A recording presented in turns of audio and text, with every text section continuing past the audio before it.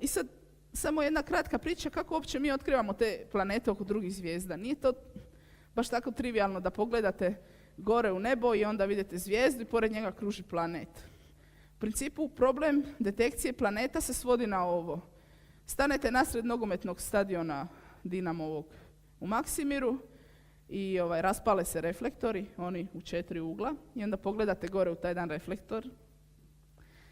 I sad zamislite da gore kraj tog reflektora, iza samog reflektora, znači tu je onaj veliki reflektor stadionski, stoji neki nadobudni majstor i puši cigaretu. Sad zamislite ovaj žar od cigarete, to vam je svjetlo planeta, a ovaj reflektor, to je svjetlo zvijezde. I vaš je zadatak kao astrofizičaru koji otkriva planete dokazati i detektirati svjetlo cigarete pored tog reflektora. Ako stojite dole na terenu. Pa u principu on reflektira samo svjetlost. Da, recimo ono što... ne. Obično reflektira, znači nije da ga nema, jel? Ali ono što se u principu koristi metoda i kako je moja grupa otkrila planet je da smo ga snimali kad je bio jako, jako mladi. Znači jako mlada zvijezda, jako mladi planet, onda je on malo topliji. I onda ga se snima u tom infracrvenom dijelu spektra, to kao oni kad specijalci po Vijetnamu idu pa gledaju ono crvene ljude i okolo, tako smo i mi izgledali u tom infracrvenom dijelu spektra planete. Sad, to je super metoda za ako ćete direktno snimiti planet. Međutim, to je jako teško i tehnološki je to gotovo nemoguće i morate imati puno sreće i dobru tehniku, dobru opremu i puno je tu još fizike iza toga da se to nekako razdvoji, to svjetlo i slično. Međutim, planeti su se otkrivali prije nego su se te metode toliko razvila, jednom indirektnom metodom koja se zove metoda radijalnih brzina. U principu, ovdje imate na ovoj slici, imate svjetlo zvijezde, prolazi, na primjer, kroz atmosferu planeta, mi ga skupljamo u teleskopu, pustimo kroz spektrograf, pokaže se lijepi spektar i onda napravimo ovako, jedan spektralne linije. I dobro, ovo su sad slike tih teleskopa koji to rade. To su znači teleskopi u Čileu i u Njemačkoj. To su, znači ova dva su u Njemačkoj, manji teleskopi koji rade te spektre. Ovo su u Čileu na Lasilji i ovo su 4 velika paranalska teleskopa, isto u pustinji Atakama. I ovo je recimo teleskop, 3,5 metarski teleskop na Lasilji, koji ima taj najveći spektrograf koji baš radi to otkrivanje indirektnom metodom planeta. I ovo je kontrolna soba iz koje se u principu snima, niste na teleskopu nego sjedite fino gore. Ono što dobijete je spektar zvijezde i to izgleda ovako, u principu ružno, i onda ako softverski mjerite intenzitet svakog piksela ovako u ovim poprečnim linijama, onda dobijete nešto poput spektra ovako lijepog.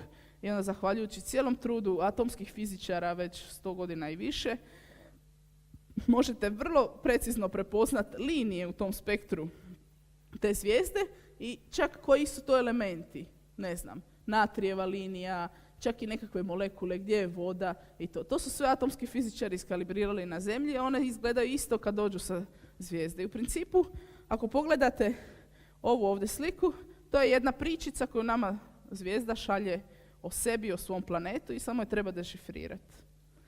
I iz te dešifracije i cijelog tog procesa kalibracije puno se tu mora računati i modelirati, uspoređivati s rezultatima iz laboratorija da bi se izračunao period i opće masa tog planeta. Znači to je planet, mi ga tu negdje gledamo i onda izračunamo takozvanu tu sinusoidu kojom se orbitom taj planet, u kojoj se orbiti on okreće oko zvijezde. Koje su mu karakteristike, koja mu je najveća minimalna masa, na kojoj udaljenosti od zvijezde, pod kojim kutem ga gledamo i slično.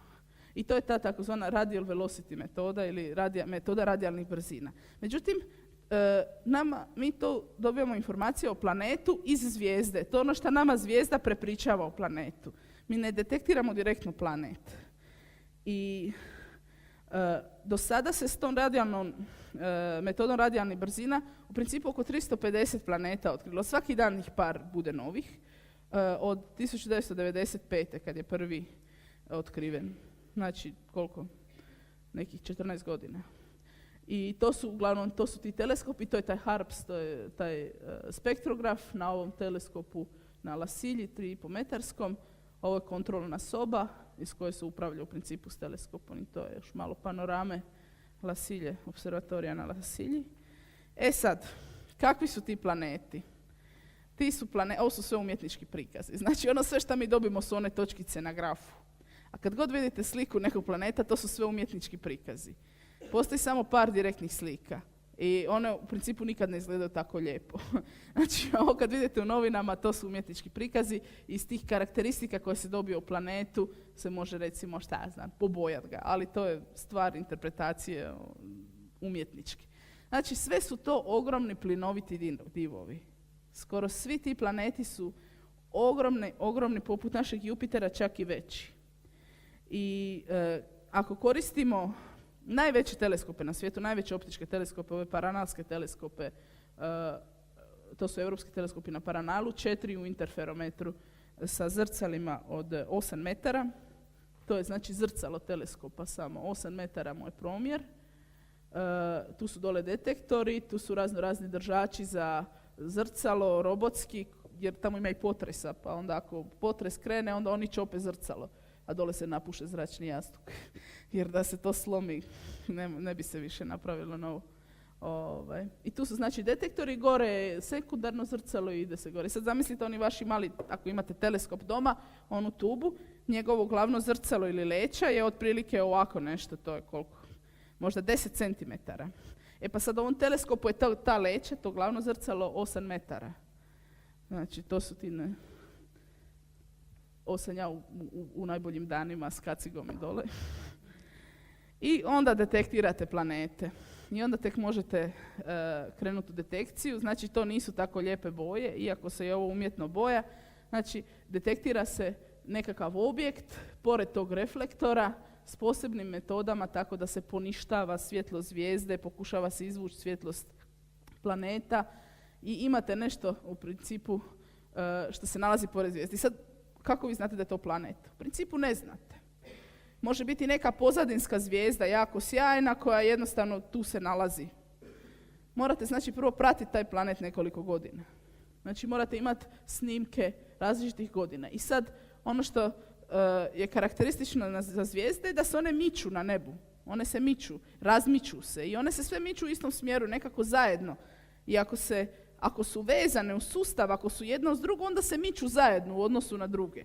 I ako pokažete recimo da se miču zajedno, da su uvijek na istoj udaljenosti u odnosu na ostale zvijezde, onda možete reći da su vezane, da imaju, to se zove common proper motion, ja ne znam kako bi to prevela, zajedničko gibanje, ili to još uvijek ne pokazuje u kojoj, recimo ne možete reći koliko je udaljen planet od te zvijezde, zato što možete ga gledati na nož, možete ga gledati ovako face, pa da ovako kruži, možete ga gledati ovako, i sad ako on tu, u principu jako je teško izračunati kolika mu je stvarno orbita. Međutim, ima nešto drugo što se može izračunati, a to je možete direktno snimiti spektar tog planeta. Znači, uperit ćete spektrograf baš u planet i onda će vam planet poslati onu pričicu o sebi, a ne zvijezda. Znači, pročitat ćete priču planeta. Iz te priče, iz tih linija, atomskih i molekularnih linija, ćete pročitati i ono što stvarno ima na tom planetu. Evo, ovo je recimo popis tih, ne svih, ali većine planeta koji su otkriveni. Ovo su udaljenost, ovo je otprilike Zemlja je na jednoj astronomskoj jedinici, ovo je recimo 5 puta dalje od Zemlje. Skoro svi planeti koji su otkriveni su najdalje 5 udaljenosti Zemlje od Sunca. A morate zamisliti da su to ogromni plinoviti divovi, poput Jupitera. I danas uopće nemamo teorije koje bi objasnile šta uopće tako veliki divovi rade tako blizu. Zašto ih te nekakve plimne sile zvijezde ne rastrgaju, zašto ih ne unište i to. Zato još uvijek postoje puno teoretičara, astrofizičara koji to pokušavaju objasniti.